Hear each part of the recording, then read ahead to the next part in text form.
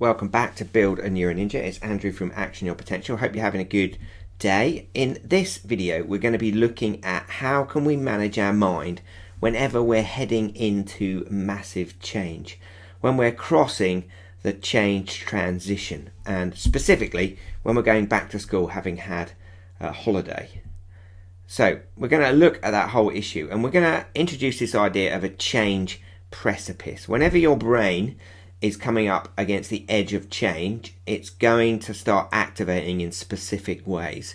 If you're on the edge of a cliff looking out at a view, there's a bit of your brain that is shouting at you saying you're on the edge of a cliff, you're on the edge of a cliff, you're on the edge of a cliff, until you step away from the edge of the cliff.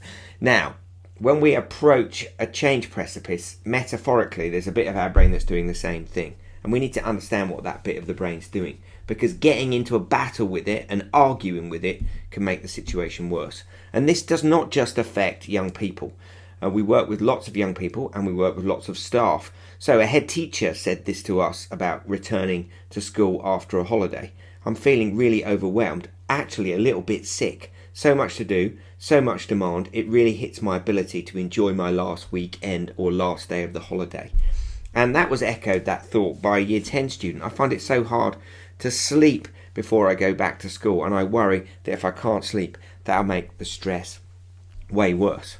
So this is a common experience, and it's because we live in a brain that's a prediction engine. When there's change coming up, there are circuits in your brain that will travel to that change and imagine what it's going to be like after it. And if the change is introducing more complexity and difference and uncertainty, that's going to accelerate and amplify that experience. So we've got a new brain, that neocortex, the top of our brain, just under the cranium. It's just 2 millimeters thick, that bit of the brain. That models the world live. And then we've got a much older brain, and that's the bit that really struggles with change.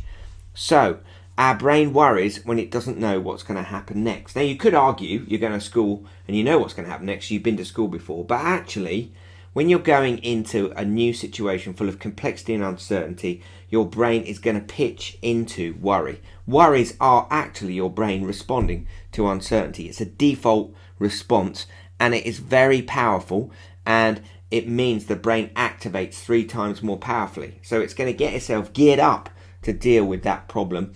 And unless we land a process of preparation and get ourselves ready, we can find ourselves just fretting and moaning and groaning for the day. So we need to be ready for it, because when change or uncertainty is coming, the amygdala in the old brain starts talking to the prefrontal cortex. And the message is quite strongly charged, negative emotions. And every brain does this when we reach the change precipice. People say to me, I don't like change. I've not met a brain that likes change. Brains don't like change. That's the nature of brains. So the content of that conversation is jumping to conclusions. It's cognitive distortions. It's catastrophizing. It's all or nothing thinking. It's not pleasant.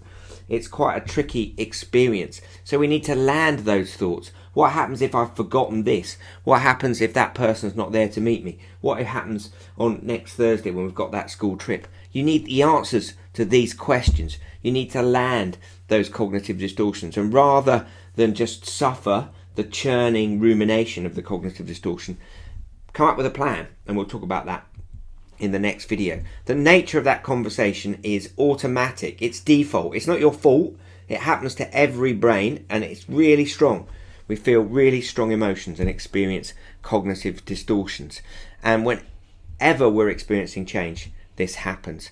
It's going to be so difficult at school tomorrow, those cognitive distortions will say to us. No, that's not true. It's going to be so awful, I might as well stay at home. No, that's not true.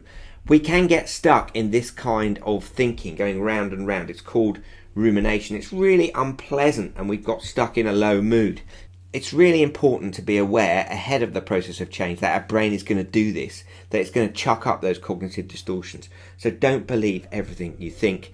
If you're experiencing big emotional amplified reactions, those are cognitive distortions. That means change and uncertainty is happening tomorrow. It happens to all of us.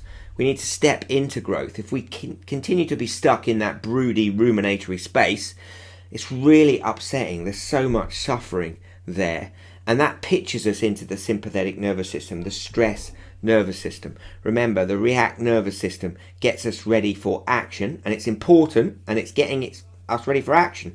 But if we don't deal with the questions our brain is asking at that point, if we don't land those worries, they're just going to churn around in rumination.